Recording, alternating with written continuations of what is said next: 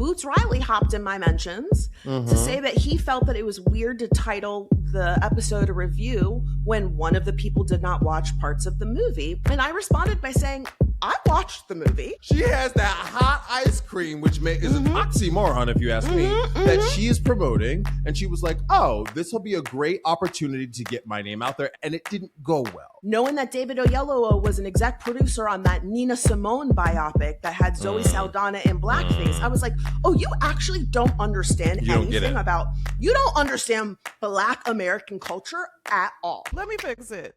You better be giving me Golden Girls, okay? Oh, really? This floral top with this pop collar, hell yes. Come on now. Thank you. I'm trying to well, this is related to The Artist's Way, which we're going to talk about later. But I'm trying to thrift more. And I got this at a thrift store. And I was just like, this is so fun and not something I would normally wear. But I kind of just feel, I don't know, you just need a little vavoom. A zhuzh, hell yeah. Okay. Hello, class. Hello, and welcome back to Let Me Fix It, the podcast that says, come on, knock on my door. I've been waiting for you. I'm DeLon Grant. I'm an actor, a singer, a photographer, a writer, and an educator. And I'm Francesca Ramsey. Welcome back to Let Me Fix It, the podcast that says...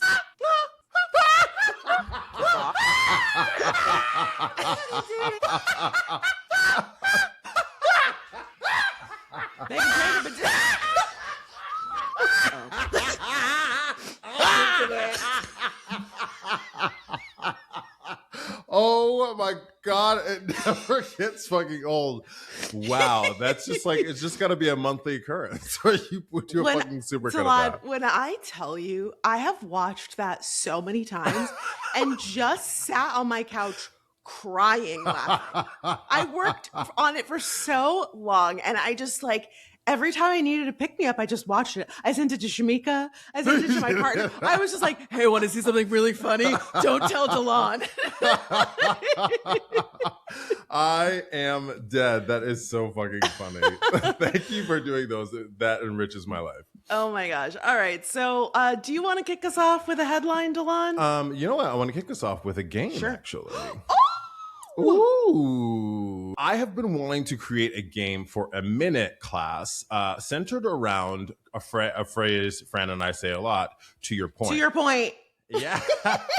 and one of my friends, Mark, was like, you should really try to do that. So let me tell you about the game and how it's played. So this is called To Your Point. It's a Let Me Fix It original game, and it is a beta test. So Tell us how you like it, class. We want to, and Fran, I know you're going to have ideas on how to judge this up. I already have notes. Because it's also a lot of me talking, right? It's a lot of talking. It's a conversation builder. Okay, great. Yeah. So here's how it's played. It's meant to foster discourse, right? So you have to remain open to that for the game to work. First, you're presented with a point in the affirmative, and when you're given the point, you're supposed to say, affirmative. Clouds are white and they are in the sky or not. So the prompt is the sky is always blue, right? So you go affirmative. The affirmative is sky is always blue. Yeah, right? Okay. And then the negative is and then the second part is you say, okay, well then the negative is it may not appear blue, but its molecules don't change, which makes it blue, right? Yeah, and that's too much science for me. I would say at nighttime the sky is black. This is a really, I have another example, but this is a really brainy example. Okay. And then you're given just a prompt where you say, okay, the sky is to blue like cows are to the Big Mac. The molecules make up the sky, but you don't know how, right? You have no idea what's in the Big Mac or what makes up the special sauce, but it's just special, right? So it's kind of like making comparisons, like an analogy, yeah. Okay. But meant to foster discourse. So again, the affirmative is I don't necessarily agree with that thing, but I can see how they got there. Yes. The negative is this might be my opinion or the converse of that opinion, and then the prompt is to foster conversations. So let me give you another example here, right? Okay. Here's to your point, the example. Janet Jackson is a singer. Class, this is a continuous debate between I'm gonna Delon get us in and I. trouble. I'm gonna get us in trouble. Oh, not us. Not us. Not us. She said you flying solo. You know, because I'm tired of getting eaten the fuck up on this show. And this time, they are devouring we us. We are gonna get into that. We are gonna get into that. So we were at a dinner party, and this came up, and I made the mistake of saying that Janet Jackson wasn't a singer. But the prompt is, or the idea is, Janet Jackson a singer. So in the affirmative, it would be Janet Jackson was nominated for 26 Grammys, and she won 5. Affirmative. Okay. Negative, she is better identified as an all-around performer, right? She's a dancer, she's a beauty, she's an icon, more than a singer, right? Okay, right. So then your prompt is, Janet Jackson is to singing like Mary J. Blige is to dancing. Discuss. Okay. Yes. Because, right, like we've seen, Janet Jackson's 60 years old. Mary J. Blige is 55 years old. Yes. Why is Mary dancing like that and Janet is dancing like that? Like, Janet is fucking dance. She is still fucking hitting it. Hitting it. You know what I'm saying? And you know what? I'm also going to just say, despite how you feel about Janet's vocals, she still sounds like the fucking track. She sounds...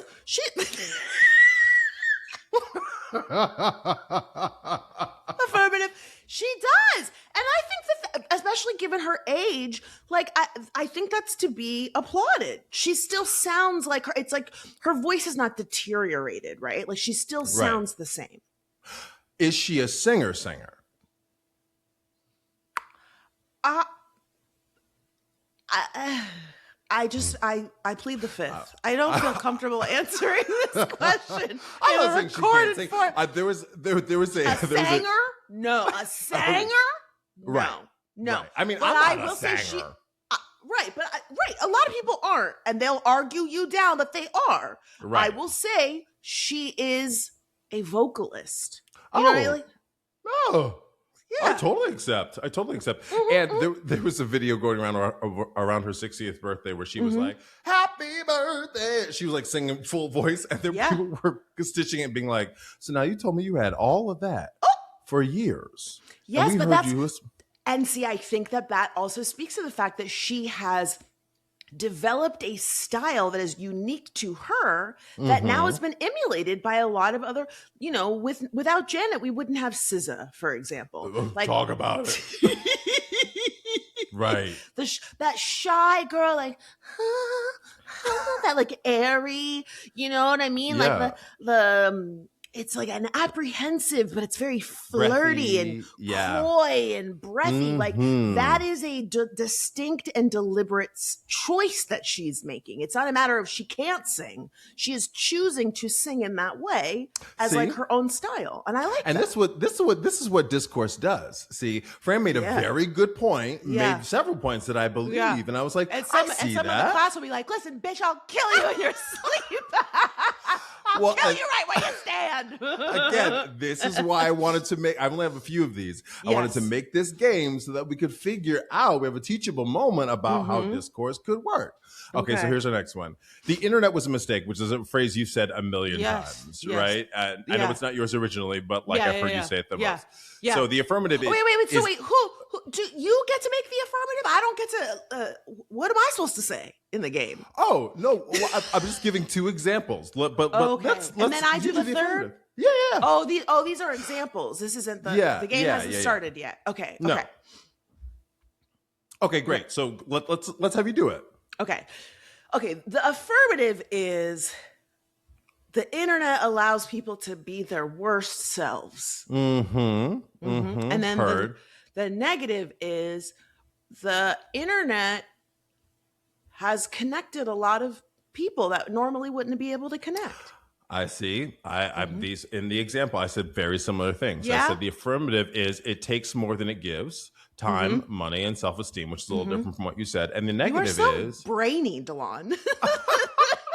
What a brainy ass statement. It takes more than it gives. Like, you she's a writer. You writing a poem? What's happening here? I do. I am working on some Shakespeare at the moment. And the negative, it democratizes access and connects us all, right? Yes. Like, and so then my the prompt here is the internet is to real life like climate change is to recycling. There's a typo. Yeah. But Yeah. So I mean, in this instance, you're saying that like it's not making as much of an impact as we would like it to, right? Like recycling, it's good in theory, and we should recycle, but it's really not making a dent in climate change the same way that the internet is like skewing how we feel about real life, when in reality, it's like a microcosm of real life. It's not really real life. Is that right? It's a false. 100%. It's like a false reality, right? Yeah. And that's not to say that there aren't real life consequences. Like you could speak about that ad nauseum about how the things that are said. Which is why the recycling one is perfect, because like we should recycle. Like recycling is good, but like there's so much other shit that needs to happen to really affect climate change in a big way. And for that to be impactful. And also, like, I've read a couple of stories about how when you put stuff in your recycling, it's going to a landfill anyway. It's kind of like, it is. You know what I mean? So I'm, like the comparison is real. It's the internet is not real. Yes. Like the recycling thing is like, it makes people, you know, it reminds me of when like, you know, they're saying, hey guys, you know, in order to help climate change, don't run your air conditioner as much, and like, don't run your water and blah, blah, blah. And it's like, but then you go to Times Square and all that shit is on 24 hours. And you're telling me to make sure my lights aren't on. And like, right. I am making a tiny little dent, while like the powers that be, they're the ones that really control the shit. Right. And lest we forget data centers, okay? Right. Okay, so we only have, I think, one or two more. So the next one, cheating can be justified. Ooh, cheating can be justified. In the affirmative and the negative. Jesus, Delon, you try to get me in trouble. This about to be clipped and memed into something. Okay, in the context of the game, cheating can be justified if your partner cheated first. Okay, payback, vengeance. Each other out. Okay. Okay, and then in the negative, cheating is never justified because you made a commitment. Because honesty is like the bedrock of a strong relationship. You and I are so in tune in so many ways. Especially on the negative part of it. Yeah. So the affirmative I wrote down, in the case of undesired sexless marriage, one partner wants sex and the other their sexual desires are not matched, or asexual partner, which yes. I mean, in this context of the game, yes, class. I'm not saying it's good to cheat, but like if you were gonna try and pull a reason together, you are also shady as fuck with this image. Like the fact that you put that in there is crazy. Come on, that was funny. It was. I mean, I might get slapped for it, but it was a jest. Wow, you are on. Have you been doing some morning pages? Has something happened to your creative process? I'm doing the artist's way, That's and it is sinking in the marrow. Fire like that? Yes, okay. But also, like, again, to your point about, I hear you being like, "Ooh, I'm going to get in trouble," and by my point in doing this is because we just dealt with this from last week. I want to go, hey, we're able to have conversations without calling people names, without saying that's all that you believe, right? Yeah. So in the negative, will say, though, Delon, I would really like to call you a name. I'm stupid, like I was many times last week. So the negative I put, very similar to you. Honesty is the cornerstone of relationships. You both said cornerstone. Yeah. Damn, you really are my man. Okay, last one. Oh shoot. Oh, sorry. No, then the prompt. The prompt for this one. Actually, this is the very last one. Cheating is to relationships like stealing is to the 1%. Ooh, Fran, say more. I really like that one. So, like, you could cheat in a relationship, but then you can also, the 1% are really stealing from us. Yeah. Like, we are, whether we like it or not, in relationship with the 1%, like through our jobs, through where we live, where we, spend our money, sports, grocery store, wherever. Yeah, and we dude. are being stolen from by them all of the time. And in the same way that when you're in a romantic relationship, this kind of reminds me of something that you've said on the pod before, is like the social contract has been broken. We're in a romantic relationship. We have a contract, either legally because we're married, or just, we have a verbal agreement because we're going to be monogamous. There is a social contract between us and the 1%, and it has been broken in the ways that they are abusing us. Yeah, I could not agree more. And the prompt that I put here just as the example is cheating is to morality like the Bible is to truth. Delon, you really trying to get... Would you have a death wish? What are you doing? I mean, you're not wrong, but I really think you want to tread carefully. Well, listen, here's what I want to say. I think cheating is amoral, I think, right? Yes. Because I'm of the opinion that when you've made that contract with another person, with anybody, if you break that contract, it's not saying you can't be human and three-dimensional and make a mistake, but cheating is amoral, right? Yes. I think the Bible does have a lot of truth to it, but it has a lot of guidance about life, I'll say. Has a lot of fairy tales up in there too. And that's right.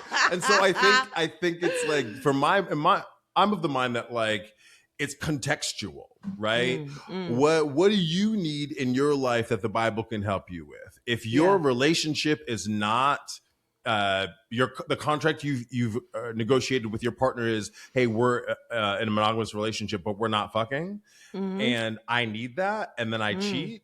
I think that's also breaking the contract. But I think the two of you need to go to some therapy. You need some counseling. But you know what I mean?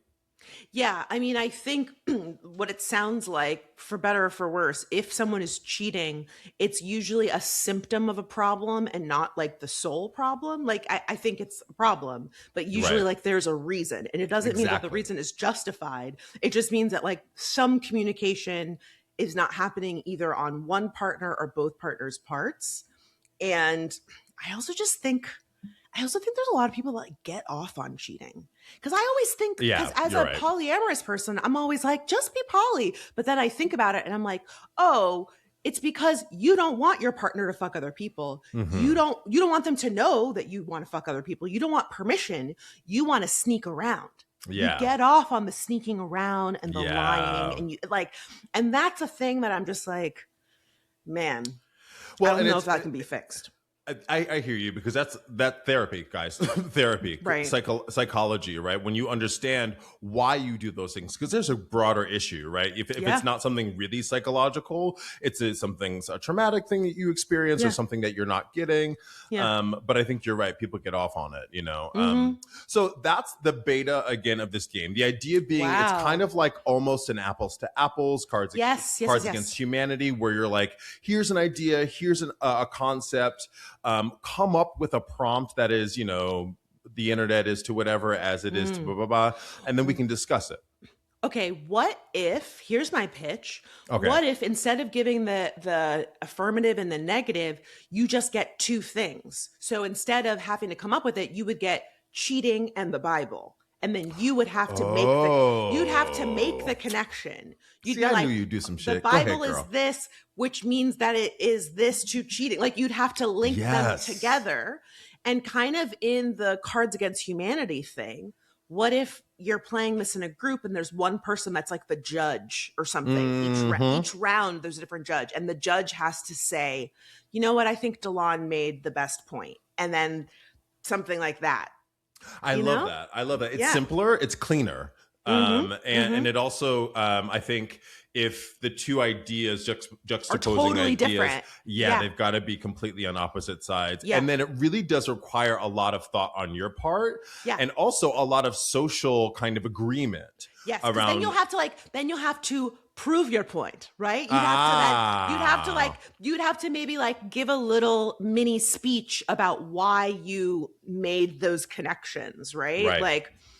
Yeah, I love brainstorming on this. Class, we're excited to hear what you think about the beta test of the To Your Point game. How would you fix it? What would you like to see? Some people pitched a card game for us, and I feel like I this is think the this could be a beginning of card the game. card game. Hell I think yeah. it is. Hell Yeah. yeah.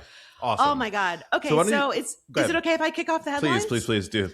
Okay, well, I already tipped you off on this one, Delon, but class, Miss Tyra Banks is very unhappy with Netflix after she willingly participated in that documentary because now she is suing them for defamation.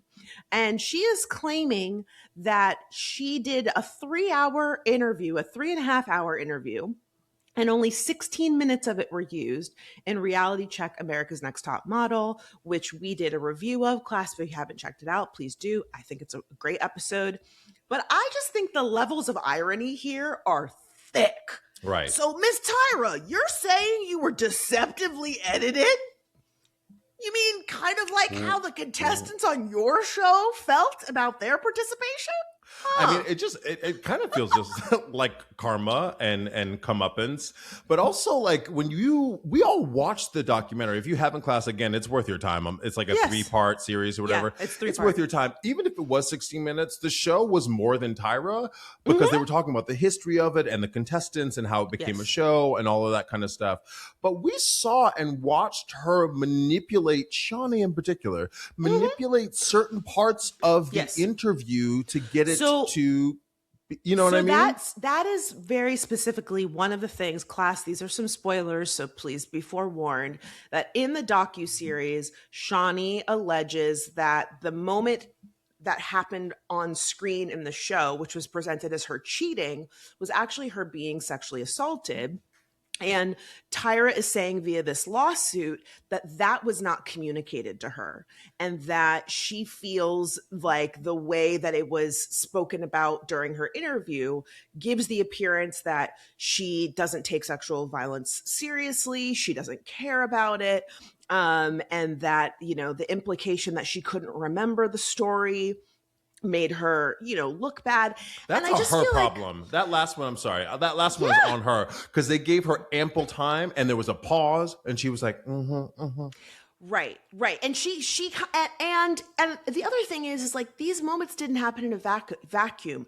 Even if it was just the Shawnee situation, maybe I would be like, okay, that could read as true to me. But there were multiple instances where people had their boundaries violated. I think the girl's name was Keisha. She talked about a man groping her on set, and that was communicated to Tyra on set. It was spoken about. What, are we going to do this or not? You need to act a certain way. And Nigel was also part of that. Like he acted irresponsibly and was like very nasty to her. And they held it against her at the judging ceremony. And to me, this just reads like, you know, okay, if Tyra really felt like she was misrepresented, and I don't remember what month this was that we did this review. It's been a few months now. Earlier this year. She has had ample time to reach out to Shawnee or make a get online and just be like, hey guys, I know that everyone's watching the docuseries and I take full response.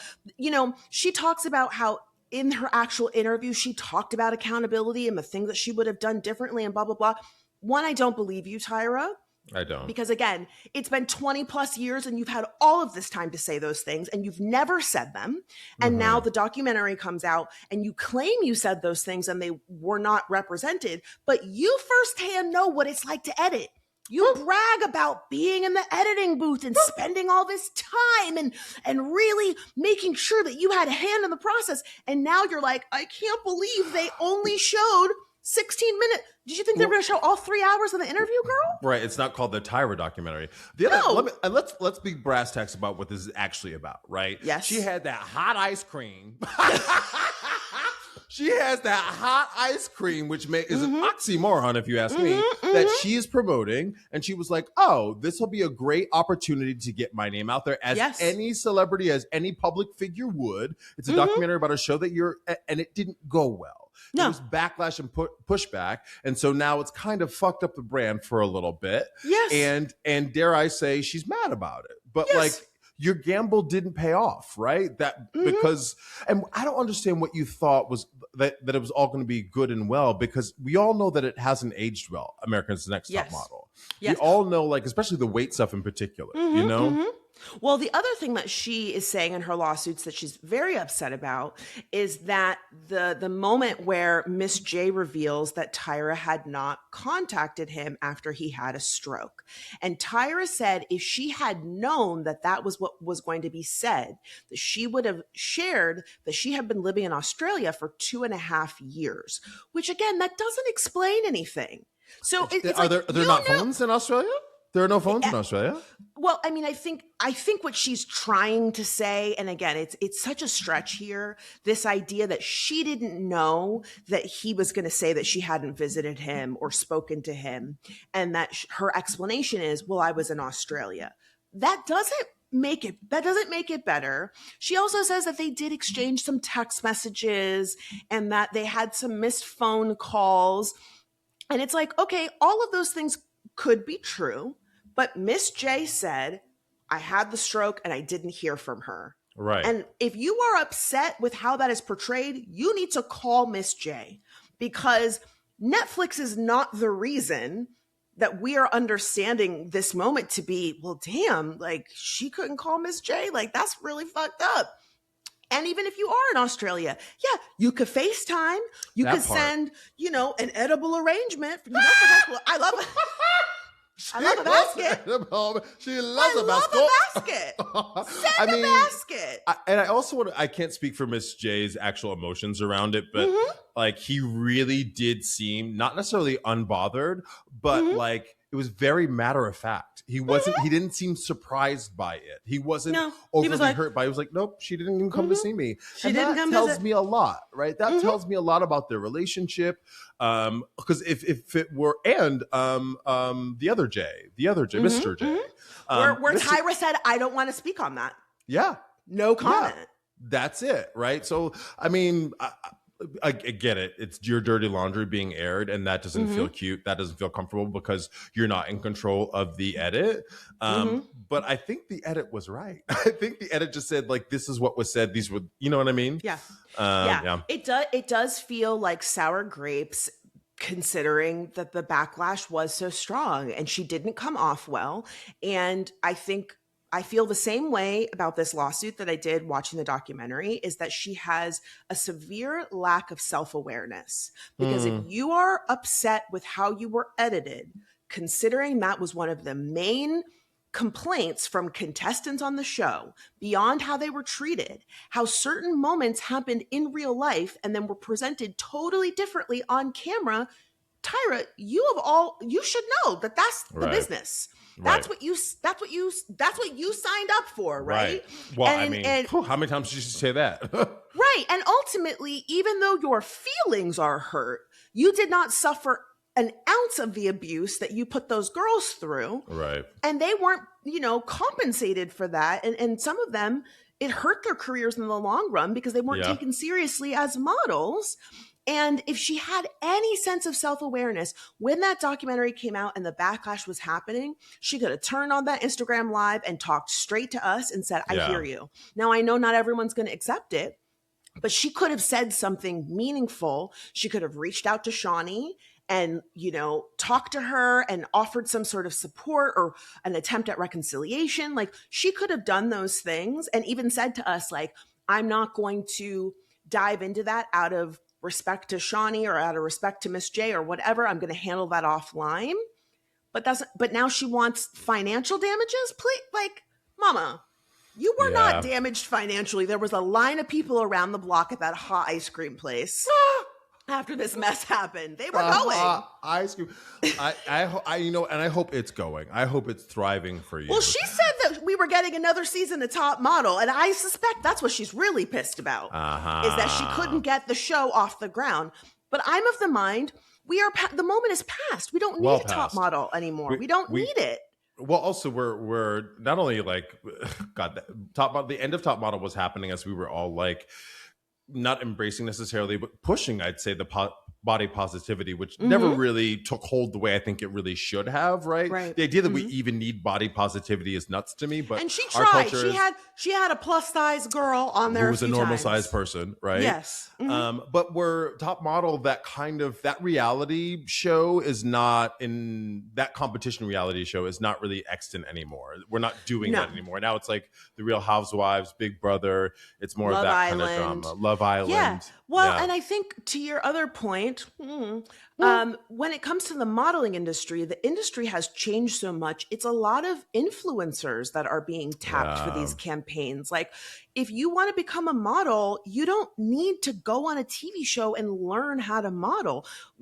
Like, all you need is 100,000 followers. Right. I mean, the thing that made the original show so groundbreaking is we were learning about an industry that everyone was excited and wanted to know about, but it felt so exclusive and, like out of reach, and they were very much pulling back the curtain. But now we get that every single day on social media. And so, and they even tried to fold in social media, and it was just weird and hacky. And I really think that she's mad that she couldn't get a new season of the show. And that's what this is really about.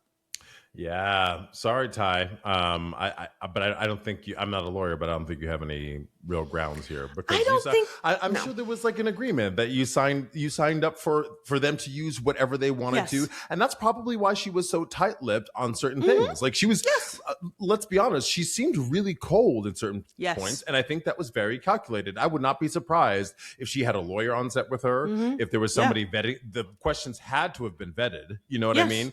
So I think she knew what she was signing up for, and she just didn't like it. She was very cold. That's why she had that jacket on. She should have had some of that hot ice cream. All right, what's your headline? Okay, so I don't sport like that, but I got to give it up to the New York Knicks, who won the NBA championship over the San Antonio Spurs in Game 5. I had to look up what Game 5 meant, class. So, I don't know nothing about nobody's sports. Oh, wow. But the Knicks have not won an NBA championship since 1973. I do think it's important because, as both of us being prior New Yorkers, I do remember not only the Knicks, but the New York Mets, the baseball team, not necessarily being a joke of the city, but because they hadn't won an NBA championship, it's one of those things where, like, New York City was like, how can we claim to be the best city in the world? And we don't have a sports team that's like really riding, I know the Brooklyn Nets are in there somewhere, but I don't know enough about sports. Have you seen the footage coming out of New York where it was like just the sea of people singing Empire State of Mind? Did you see that? My friend Kevin, mutual friend Kevin, and Grace are in New York, he was sending me videos from it, and I saw other friends' videos. One of my friends was like, "New York or nowhere," and I was like, "Y'all, New Yorkers are crazy." Crazy. Let me tell you, Shamika is there. Oh, that's right. Because she always loves like a summer siesta class. I love this girl to death. We could not be more different. I'm like, when are you coming back? Oh, I don't know. I haven't bought my return ticket yet. That sounds like Shamika. Literally, I was talking to her before this trip. She was like, "Yeah, I'm just gonna just whatever. I'll just go with the wind blows." I was like, that stresses me out. But every time I watch her stories, she's like, "Am I moving to New York? Am I moving back?" I'm like, "Oh God, girl." She really wants to move back, though. She really does. She always threatens to move back. But I did have a moment where I was like, man, I do kind of wish I was there.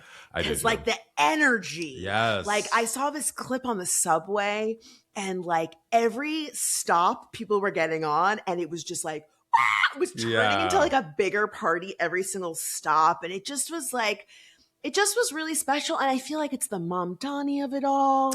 It's the weather. I mean, summer in New York is fuck the winter. Hot as balls. It's hot as balls. It is like revelry. It is like everybody's outside. The Pride Parade happens. Yes. The Puerto Rican parade happens. The Brooklyn Caribbean parade happens. Like, there's so much energy to your point about New York. And that's what's one of the things that sucks about living in New York is you're all living on top of one another. It's all, you're packed in so condensedly. Yeah. But one of the benefits is you're packed in so condensely, so you can get anywhere within 2 hours in the city generally, within reason. You can walk outside of your door and fall into a party and something cool to do, and like and like a celebrity will be there, and everyone will just be having a good ass time. Not in Boston. right. And so like it just, the energy, again, I cannot believe I'm saying all of these positive things about New York, but like it really is something special, and it's been really cool to see. And I also think just like the world is such a shit place. It's nice that like, okay, sports is actually bringing people together. Like that's good. And that's one of the things I really like about it. Like you talked about the Mamdani effect, and I think we keep talking about that. One of the reasons it's on my radar is because Mamdani was out there in jerseys and on press conferences talking under his about suit, it. And I was that talk about pride for your city, talk about seeing the people. And I was like, that's the kind of thing that I want to give money to. That's the kind of thing where I do want to be a part of that, you know? Yeah. So I think there's a lot of energy because everything, like you're saying, is really shitty right now. I also, it shouldn't be lost on any of us that aren't really about the Trump.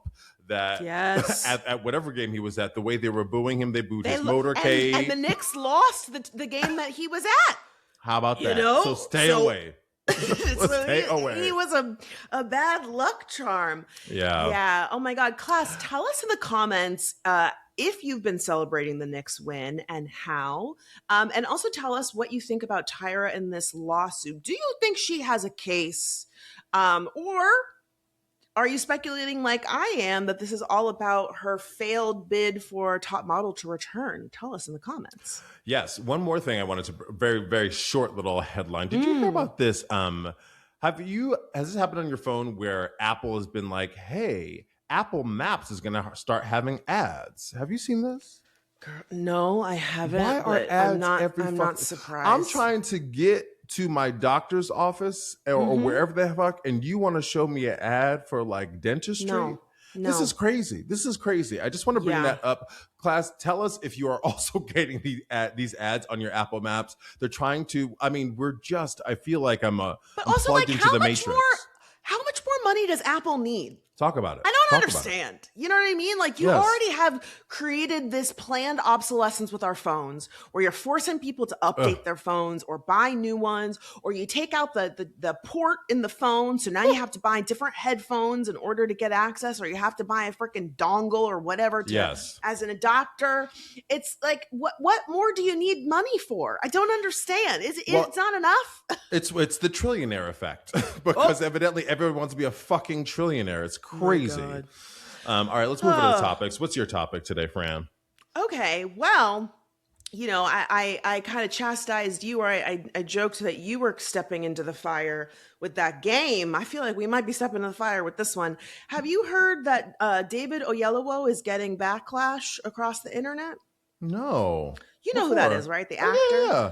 Yeah, so he was famously in the Selma film where he played MLK.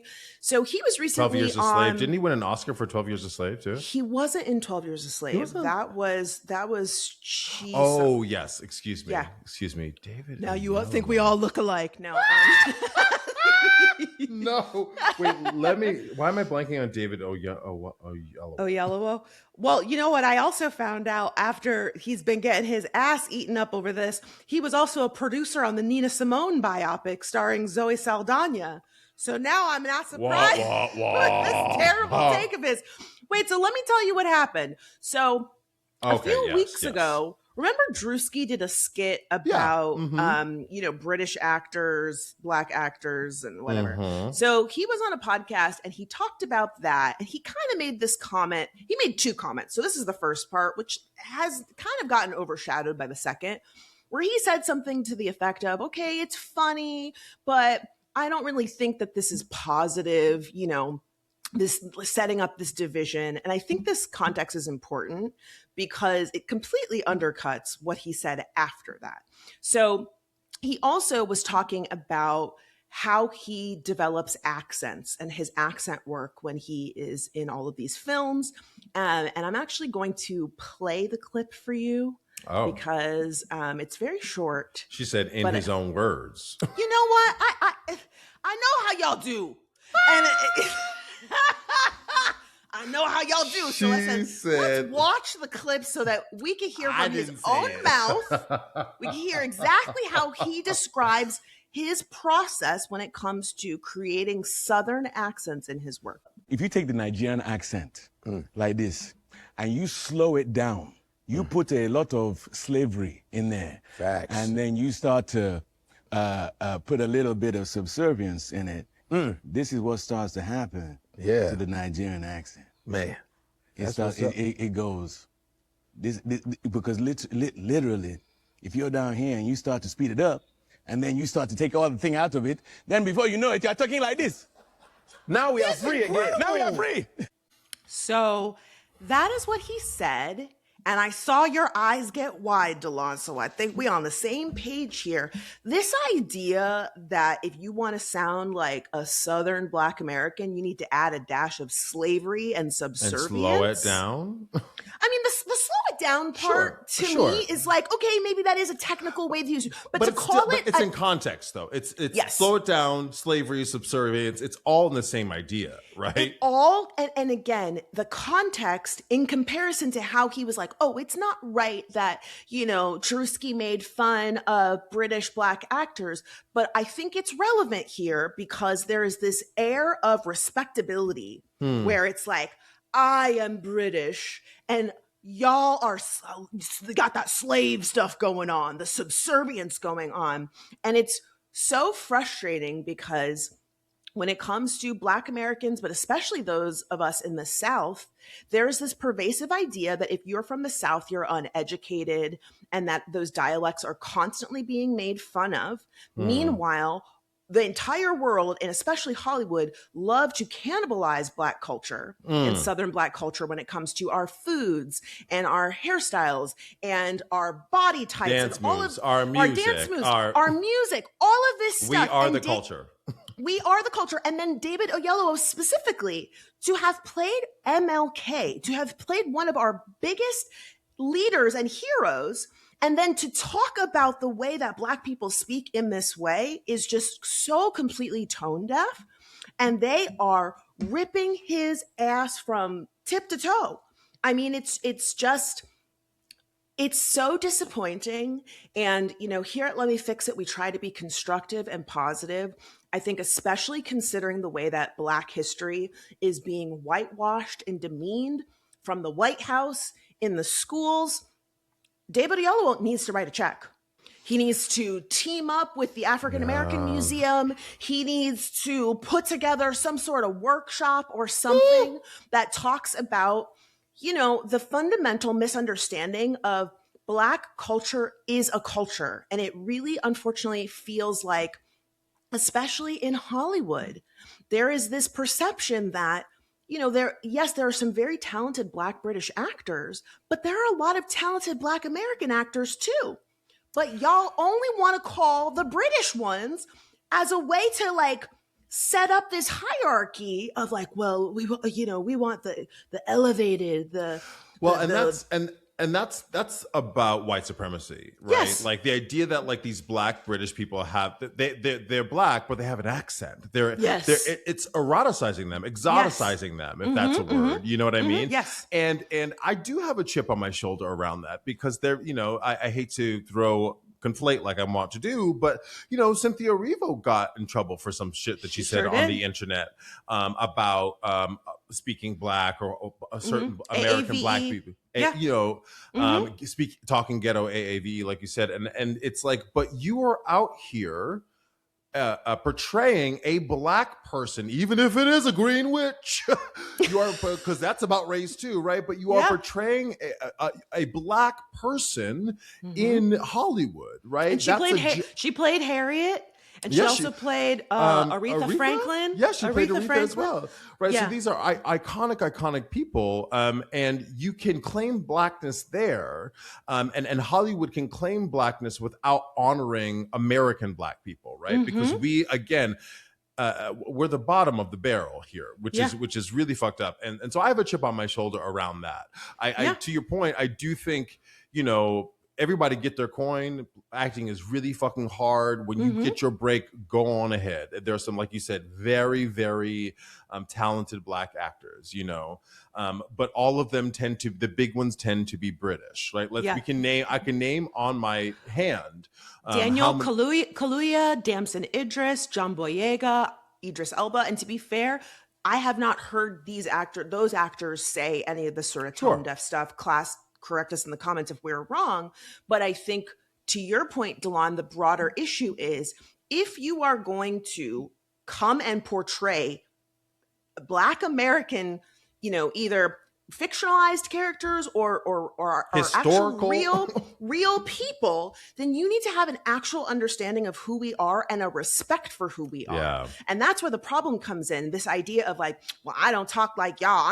I'm not ghetto like y'all are. And we have a real culture. And this constant diaspora war, I've encountered this so many times where, you know, a British Black person will say, well, where are you from? And I say, well, I'm from Florida. And they're like, no, but where are you from?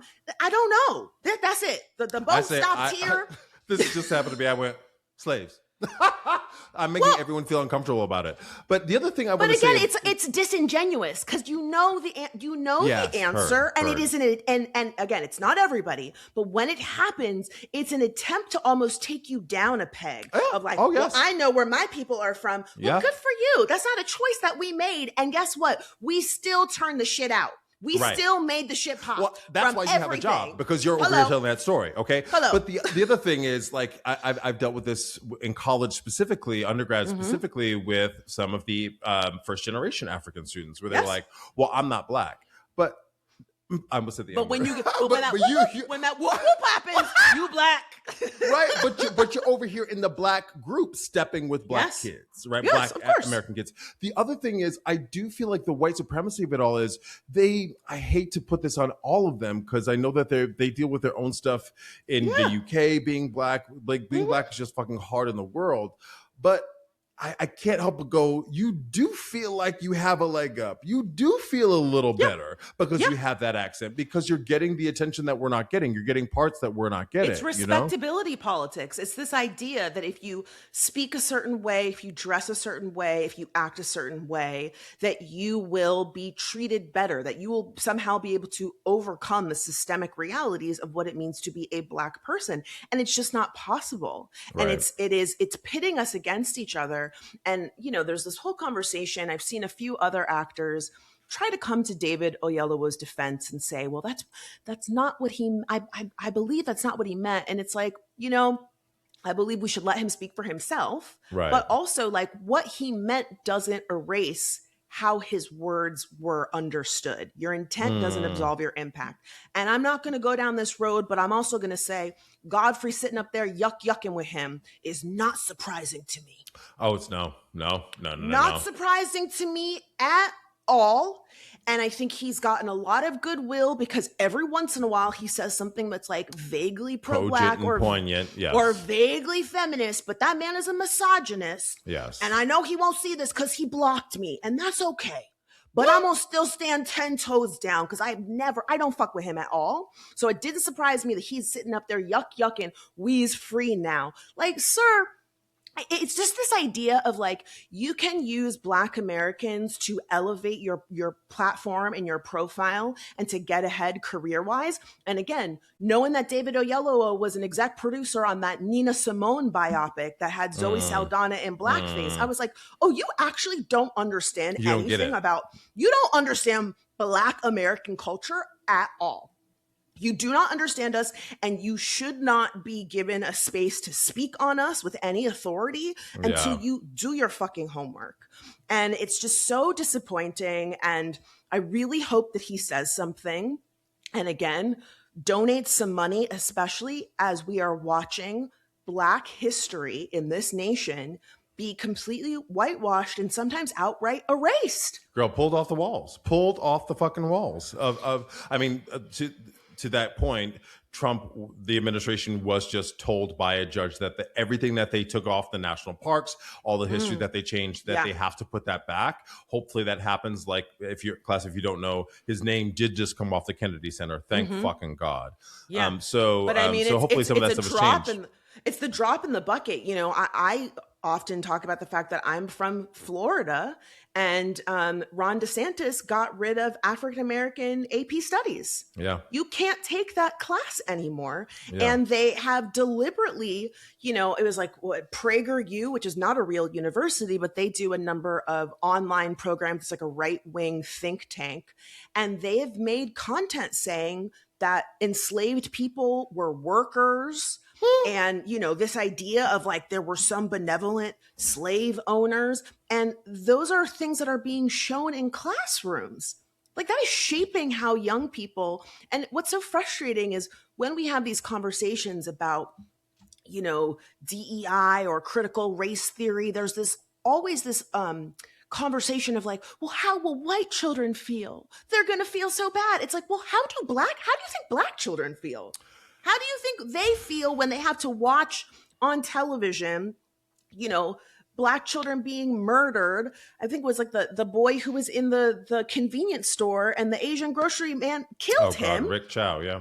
And then got off. And then, you know, there are people celebrating online. I mean, these are things that impact you from birth, the way that black children are adultified, to the point that it's like, well, we don't even want to talk about history because it might make white children feel uncomfortable. And so again, this idea, put a little subservience and slavery in it. It's just like, wow, you really don't understand Black people or our history at all. We're more than slavery. Well, and it's the hard part is like it's just fucking uncomfortable, and people are unwilling to be uncomfortable, right? The idea that you don't want white kids, you don't want your white children to feel bad about slavery. Well, listen. Tell them they didn't do it. They didn't do it. But I've said this before. It's everyone's inheritance. We've all inherited it, but some of us are suffering a direct result of it to this very day because of the systemic bullshit that happens in all of, in name the system, right? Yeah. In our society. So to quote one of my former therapists, if I'm having an issue, everyone's having an issue. You know what I mean? So David Oyelowo, I can't say his name right, forgive me. David Oyelowo is suffering a little bit, but like to your point, I think he has to come out and say something because he said that 10 toes down. He meant that. He meant like, oh no, this is how my process goes. Yeah. And be that as it may, he could have said it a different way. He totally could have said it a different way. Pejorative. It was negative. It was saying these people, those people, which I am not, right? This is how it devolved into slave speak or something. Nuts. Ooh, Man, what's your fix this week? I'm going to keep it short and sweet. Germane to the game. Germane is the word of the day. We got a lot of shit last week I guess we're going to the comments from the class, right? I just want to make my topic fix is that, and then comments in the classes for me is a little bit different. I just want to say on mic, because you know I was in the comments a little bit, but then I go, girl, whatever, please. I can't sit there and get my blood pressure up. Wait, remind the class what happened last episode. So last episode we talked about I Love Boosters, and Fran is really brilliant. She does all of the editing for our podcast, and she really knows what people want to see. She clips, you saw at the beginning of this episode, she clipped my scream laughs, which is very funny. She finds ways to get everyone to look at it. That's just like her social media consulting, her job, what she does, right? She clipped a very interesting part of our conversation. It was a small part of our conversation where she talked about people leaving I Love Boosters, which we were reviewing last week. And I said, girl, me too. We had a kiki, we had a laugh, we had to talk about why that is. Class, around that conversation in the full hour-long episode, we do a lot of praise. We give a lot of praise to the film. We get a lot of praise to the production, the actors, specific moments, the intellect behind it, the conversation, the themes behind it. It was not something that kept me going.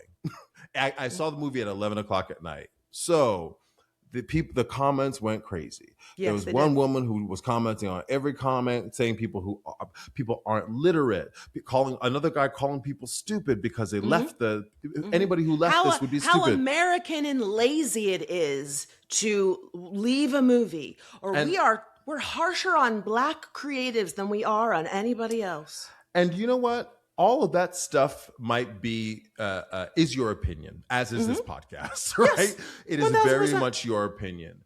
But I just really want to encourage everyone to, on the internet that I don't engage with on a regular basis beyond the podcast, to go, hey, why am I saying this? Am I saying this from a righteous standpoint because I don't like what you said? You can also keep fucking scrolling. You can also say, ask a question. That's not what the internet is. I know it's not Pollyanna. I know it's not Kumbaya. It's a lot of rage porn. It's a lot of, let me cut you down. But I just, especially here on our channel, especially on the shit that we're talking about, I know we kiki. I know we have strong opinions, and that's not going to change. But I would love for us to go, the way that we challenge, I think, each other and challenge our audience, challenge the class. I would love for the people that stop here to go, hey, I don't agree with, which we've done this on the pod. We've had many people go, that's not right. I don't think that's correct. And I think this is correct. And we've gone, oh, I didn't know that. Excuse me. Because we're all about teaching. I just think like discourse and conversation is different than rage and calling names. And my feelings weren't hurt by it because I'll clap back real quick.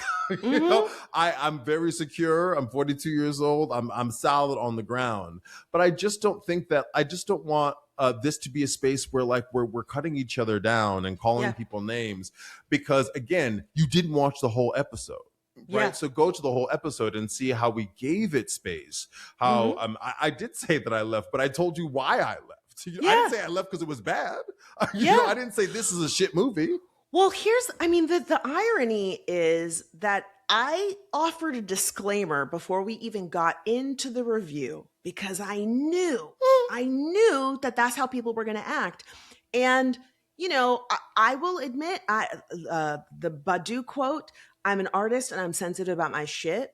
I'm okay when people disagree with me. What I'm not okay with is people putting words in my mouth or resulting to bad faith attacks or ad hominems. And ad hominems. That sounds like an SAT word. Explícame. Tell the class what that means. Ad hominems are just like they're insults, you know, calling someone ugly, calling someone stupid, you know, name calling. It is not a good faith way to engage. And I'm of the mind that as soon as you resort to that, you've lost the argument because, you know, trolling is one thing, but it does really bother me when it's members of my audience because I really feel like y'all should know better, that I hold myself to this standard and I try to hold y'all to this standard. I can, for example, talk about Donald Trump and I'm not going to call him fat. I'm not going to do that. I can talk about how much I don't like Donald Trump and his relationship with Putin. It like bothers me, and I don't need to use homosexual insults and innuendos to say that I don't like it. I don't like Melania Trump. I'm not going to talk about, well, she posed nude because I don't give a fuck if you pose nude, right? So like, and similarly, I see this with like transphobia, where people are talking about Caitlyn Jenner and suddenly they start misgendering her. And I'm like, we can criticize Caitlyn Jenner without misgendering her, right? Similarly, you should be able to disagree with us without saying things like, well, you're stupid if you left the movie.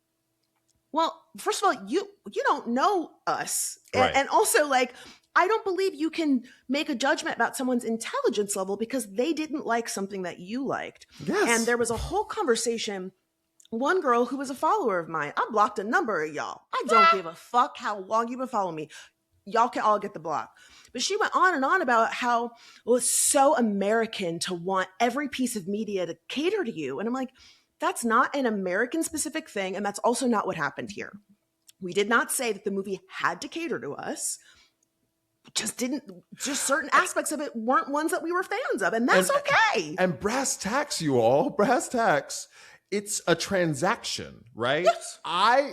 The movie was created and I paid for the film with my money and time. And I was like, I'm reclaiming my time because it's not speaking to me in this moment. That has nothing to do with whether I did. Again, if you'd watched the whole episode, we do a lot of what I did see. We did a lot of We did a lot of positive things. And I will jump into comments from the class here because Boots Riley hopped in my mentions to say that he felt that it was weird to title the episode a review when one of the people did not watch parts of the movie.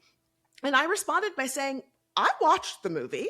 And again, if you watched the full discussion, Delon watched a significant amount of the movie before you ended up leaving. Right. But to your point, Delon, if you paid for the ticket, like this idea, I saw a lot of people saying, you don't have a right to speak on this. You're not about to tell me what I'm allowed to talk about on my platform that I built. Right.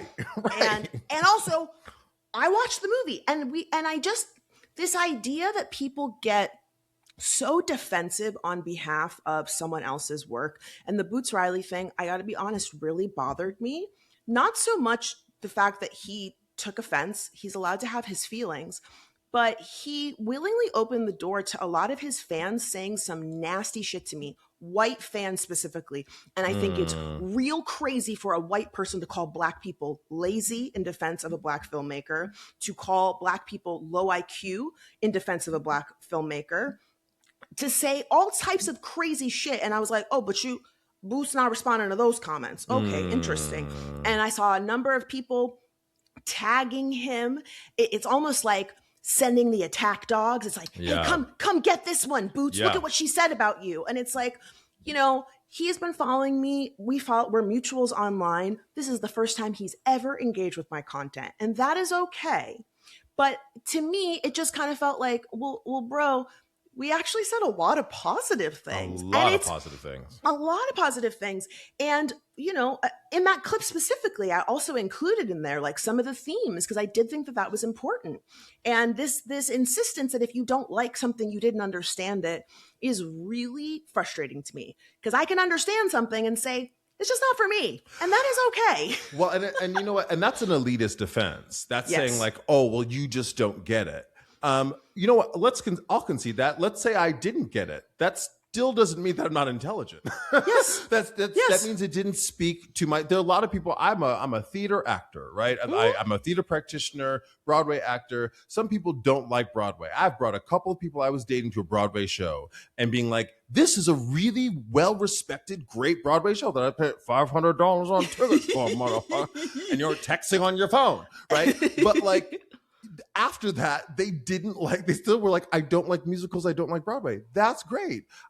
That's what I do. I just gave you a taste of it. I just wanted you to see and see if there was something there. So it doesn't mean that person's stupid. It means that that's their taste level, right? Yeah.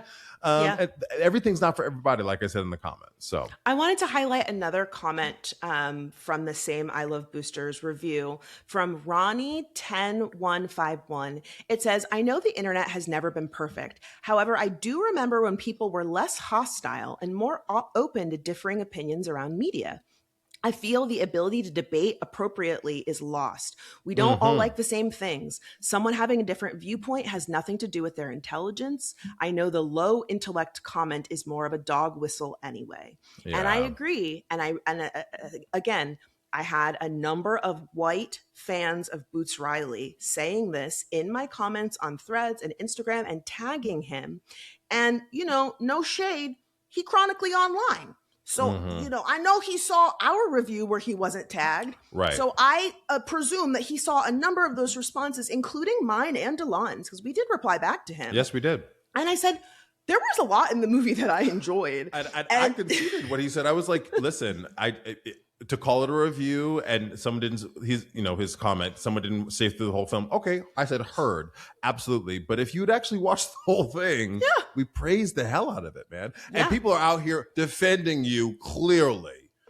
Screaming. Yeah, I mean, and what I said to one of his white fans who swore up and down, I'm white and even I understood the movie, which really felt like a jab at like, I'm even smarter than you, Blackie. That's what the subtext was to me. Absolutely. But I said to him, well, based on your own metric, you don't have a space to speak on this review because you didn't watch it. Oh. You watched a 2-minute clip. You didn't watch the hour-long conversation. So if Delon is not allowed to speak on a film that he paid to see, and in reality, he did watch like 90% of the movie. Right. I kind of, clipped that moment to really focus on you know, the Lakeith Stanfield moment, because I thought it was a funny interaction that we had. But like, if you were going to create this ridiculous metric that you can't speak on something that you haven't seen, well, then what's the point of reading a review on Yelp? What's the point of watching a movie trailer?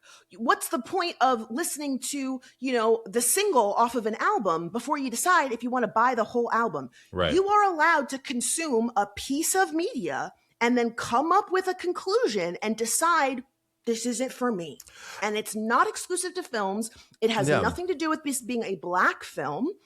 It doesn't mean that we, and again, we even joked about it in the episode. I said, are you guys going to say that we don't understand capitalism and that we're not for the people? And then sure enough, that's what people said. Well, and also, like, it wasn't, we didn't say, hey, don't go see this film. That's the other part of it. Where one girl in the comments swore up and down that that's what you did. And I said, that's not what happened.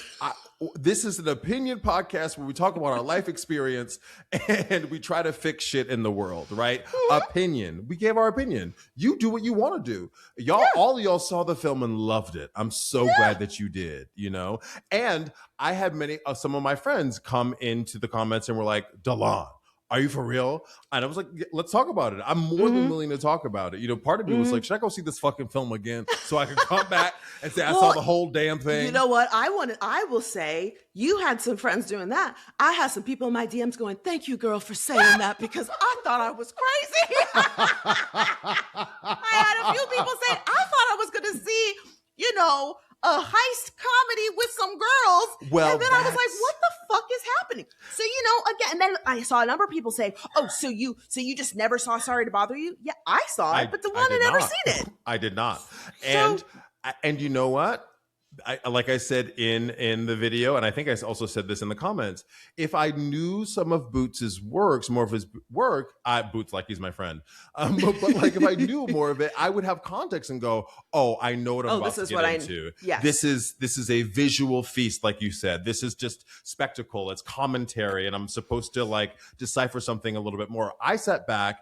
Like the trailer kind of tells me it's a heist movie. So I sat back and I was like, oh, I'm gonna watch Kiki and Friends and they're gonna go through something. And at the end, it's gonna make me feel something, you know, but it's more of a cerebral journey. And at 11 o'clock at night, I was not prepared for that. I was like, yeah, it's interesting because there's a new movie out right now by Steven Spielberg, Disclosure Day, and a lot of people are walking out of it. And a shady little part of me wanted to be like, are y'all gonna call them low intellect too? Because I see a lot of y'all, and you know, Steven Spielberg is a very critically acclaimed director, and they are eating him up and saying that they don't like the movie and that it's terrible. And you know, I saw the trailer and I thought, oh, this looks interesting. Like, I like Emily Blunt. You know, she's possessed by an alien or something in the trailer, and it looks, you know, it's our genre, right? It's like suspenseful, a little sci-fi. They are saying that movie is terrible, and some of the same things are coming up. This idea of like, well, then you don't understand. And I don't understand where the social construct broke down of it is okay for people to not like things. And I just think conversations like this are healthy. And and ultimately, like, what's for you is for you. What's for me is for me. Absolutely. Do you have any comments you wanted to highlight? I do. This is about a longer email that we got from Ernest, but I'm just gonna, Ernest, forgive me, I'm just gonna read a portion of it to get to the meat of what they were saying, because I think it harkens back to something that we've talked about before. So they say, I'm writing specifically to ask about touching things in museums. So, class, if you don't remember, there was an episode where earlier this year, I went to visit Fran, and we went to LACMA, which is the Los Angeles County Museum of Art, and I touched a very massive piece of art. And Ernest goes on to say, I'm guessing that the incident at the LA Museum is the Richard Serra piece in LACMA. Am I right? If not, I'm so curious about which art piece it was. Visitors touching artwork in museums is a very timely topic, and I think friends and colleagues in my region are trying to wrap our heads around. In my own artwork artwork, I'm always figuring out ways to communicate to viewers, visitors, when it's okay to touch something and when it isn't, without signs. Touching and engaging closely with art objects in art institutions and galleries is really strange negotiation, in my opinion. It's maintaining the integrity of the art piece, making sure it isn't damaged or defaced during exhibition, or sometimes it's even for the viewer or the visitor's safety. It's a delicate agreement because it also introduces issues of conduct and class in a place that may impose a sense of who does or does not belong inside of it. And so that's getting deep. Yeah, that's one of the reasons I wanted to bring this up. And she goes on to say, like, Delon, will you explain why you thought you could touch the piece? And Yes. I think it was one of those things, I said this in that episode, where it was like the piece was so big that it just seemed like a piece of furniture. It seemed Can you describe it for the class? Yes. So it's like this big, I think it's steel, right? It's steel and it's somewhat rusted. And I don't know how tall it was, but it was like four of me. I'm 6'1". So it's like four of me. And it's like this wavy mason that you can walk in and out of. It, like when you go inside of it, you can hear the echo of sound. It takes up an entire room, a very big room. It cracked the foundation of the museum. Like you can see that there's cracks because of how heavy this thing is. And I wouldn't say I'm an avid museum goer, but I'm a museum goer. And there's certain parts of museums, often, especially contemporary art museums or modern art museums, where you can sit in an art piece, right? Where the art piece is, even at LACMA outside, they have those benches that were very, they were a throwback to something. They're like bus benches. Yeah. And so it's interactive. I thought this was an interactive piece. But the thread I want to pull is, I think, like the access point, right? The idea that it's kind of germane, another word of the day, germane to, oh, you don't know how to behave in this space. You don't know. And I think it is about access, perhaps, but I think it's an honest mistake on my part. But I do think there's a broader conversation to be had about who belongs in that space. I didn't start going to art museums until I think I was in college, grad school. Yeah. And now I love them, but I think it's really an interesting conversation to have. And I think I thank you, Ernest, for sending the just going back to my trauma, but also bringing up the conversation. One of the things that they also talked about was that sometimes it's a safety issue. And I believe that was the issue here, is that it is, steel, and rusted. They said it was very sharp and that it's rusted, and God forbid, you cut yourself and, get tetanus or something like that and something happens to you. So I definitely think that's part of it. But I also do think it's really interesting, this idea of like who belongs in what space, and like these ideas around decorum and respectability. And it's so funny because I went to LACMA 2 weeks ago for my artist date, and there were 2 security guards that were talking so loud that you could like hear them throughout the whole floor. And I remember being like, why are they talking so, like I was getting like annoyed because I was like trying to look at the artwork. I was like, they are and they were just kind of like, girl, like they were like gossiping. It was a whole thing. But then I had to step back and I said, okay, even though this is annoying, like they're allowed to take up space. Like there's no sign that says you can't talk. And like, presumably they are here 8 hours a day, and they are just, their job is just fucking stand there. And so they're like, you know what I'm about to do? I'm about to gossip with my girl. I'm about to gossip with my girl. And I was like, I brought my headphones with me. I'm going to pop my headphones on. I'm going to listen to my music, and I'm going to enjoy this space. So I think that this is all kind of related, right? This idea of like, especially when art is interactive, that there are some areas where you're not supposed to touch the art. And I think what it tells me is that we probably need more spaces and opportunities where we can get tactile with art, whether it be making it or actually like putting ourselves in the shoes of the artist and understanding more about their process. Unfortunately, we don't have a lot of those. So it does make sense that you would see this massive, structure that has texture, that it feels like, how the hell did they do this? And have a moment of, I want to touch it to connect with it, even though it might be dangerous, even though it might damage the artwork. It's a very human, visceral response, even though I teased you about it. It's a very real one. And obviously, you weren't the first and you won't be the last. That's why there's a sign there in the first place. Well, I think to your point, and I think partially to Inessa's point, we do need more museums, perhaps, where you can connect with the pieces, right? Mm-hmm. Have you ever been to a children's museum, art museum? Yes. Oh, I used to go to get a little stoned. Oh my god. I used to go to the science museum as a kid, the Children's Science Museum. So me and fun. my friend Brian would go when I was on tour. We would find the art museum in or the children's museum in whatever city we were in, and just go get stoned and be like these two adult men, like doing everything with the kids. It was so.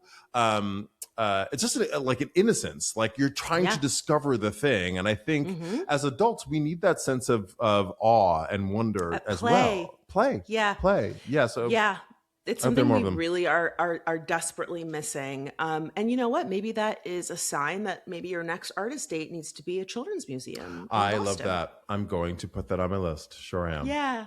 All right. Well, now it's time for everyone's favorite segment, the Glow Up, where we give props to those who've turned themselves around without our help. Is it okay if I go first, Delon? Yeah, hop on in. I posted about this on Threads and got a great response, so I'm bringing it to the pod. Delon, have you been watching the videos of the international tourists here in the United States for the World Cup? Oh God, where they're like hot. They can't take the heat. Yes. So there's the ones of, oh my God, it's so hot. Oh my God, there's no public transit. But the ones that I'm really into are the ones where the tourists are trying American foods and they're going to like IHOP, for example. Oh God. And they're like, holy shit. You can get a giant stack of pancakes for like $5. And then it's like the best. It's so funny because to me, I'm like, IHOP is not that special. But I'm like, but y'all eating beans and toast. So like, this feels really special to you. A British breakfast? Girl, that is a Kraft singles on an egg. Let me tell you, these videos have been so delightful to watch, and dare I say it's like kind of healing something in me, because like I'm not patriotic at all. Fuck this country, fuck Donald Trump, but like it is kind of delightful to see people who assumed that they were going to get here and they weren't going to have a cultural experience at all. Right. And they're like trying Chipotle for the first time. And they're like, holy shit, if I lived here, I'd be eating this every single day. Or they're going to Costco and they're like, what the fuck? Why can you buy a bag of, tater tots that's bigger than my head? And my favorite thing is people are saying that they're going to go home with the FIFA 15. And I said, yeah, that. Welcome to America, my country, 'tis of thee. Okay. I saw people in the comments that were like, now you know why my back is so big, because we ain't got no public transit and the food is bussing. Well, and that is, I mean, I just saw something talking about how the Japanese get more than 10,000 steps a day, right? Yeah. Our country, I said this to a friend, our country is very big. You cannot walk unless you're in a New York City. That's the only place. Boston I can walk, but like LA, but also, no, girl, you need to drive. You have to drive. But also, because again, there's been a lot of conversations around, well, why would it be at this stadium if you can't walk to it? And there were a lot of international tourists saying, well, if you look at the map, it's only a mile away. I could walk that. And it's like, no, we have like these giant highways that you cannot just walk across. And the reality is, we do not have a public transit friendly country because of racism. Well, this is not an accident. And I would also the auto industry, right? Right, but all of it is interconnected. Yeah. Because because who takes public transit? Poor people. Right. When we were dealing with redlining, right? When they were deciding that Black people could not live in certain neighborhoods, if they wanted to keep you out, they would build highways. They would cut down on public transit so that it was harder for people to get there. Right. And that public transit doesn't go to certain neighborhoods. It's all racism. And so when, you always hear people say, oh, Americans, they're obsessed with race. Like, we don't have that here. It's like, you do have racism where you live. It is a global issue, but it is different and specific here. in ways that it's not other places, David Oyelowo. Wow. And it is okay for us to acknowledge that. And I would say y'all are obsessed with Americans because you're all steady talking about us being loud in your countries, which we are. Mm-hmm. You are steady talking about us being overweight, steady, like you have so And many now you know opinions. why. Okay. So many opinions about us and our country, right? And we stay in your mouth. We stay in your mouth. And now literally, y'all are up in the IHOP and the Denny's. You're welcome. Yes. And again, it has been a rare bright spot. I've seen a lot of people saying, not just the food. I saw one girl in California, I think she was from the UK, and she had done a road trip.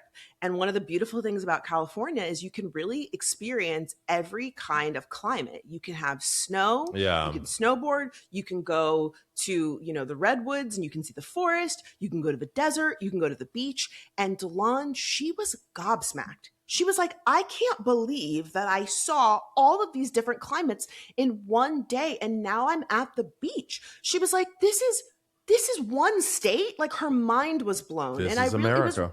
It was really kind of special. I was like, now y'all understand when we talk about, who has access to certain things and like certain experiences, that we are speaking from like a lived experience that is valid.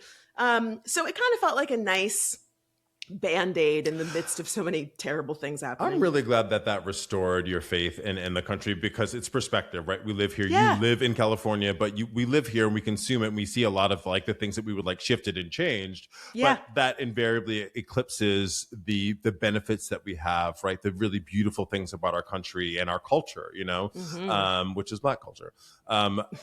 Speaking of, I'll hop over to mine really quick. I'm giving mine to Janet Jackson, which I was talked about at the top of in our little game. She's back on tour. Yes. She's doing a 4-city tour in Japan, and she's ending that with speaking of the UK, at the Heritage Live Festival in the UK. She's the headliner there. And some clips of her have been going viral because not only has she been doing what she does in terms of dancing her ass off, but they've turned down the backing track and Mama's singing. Mama's singing. And I was like huffing and puffing and singing. And then, I mentioned in the game that Mary J. Blige is 50 and 55, and Janet's 60. Now, listen, we can't, we did compare and contrast. We do this all the time. They're different fucking people. I don't want to say that they're the same person, but the internet's going to be the internet. And people are like, now, Mary, you see her over here. Over here. Well, Come and on to be now. fair, Mary has never given us choreo. Sure. But I think it is especially glaring because Mary don't want to be on tour. Mary is marking it. She's marking it. Sometimes she's sitting in the chair. Not this. Hey, sitting on a throne asking us to scream the words at her.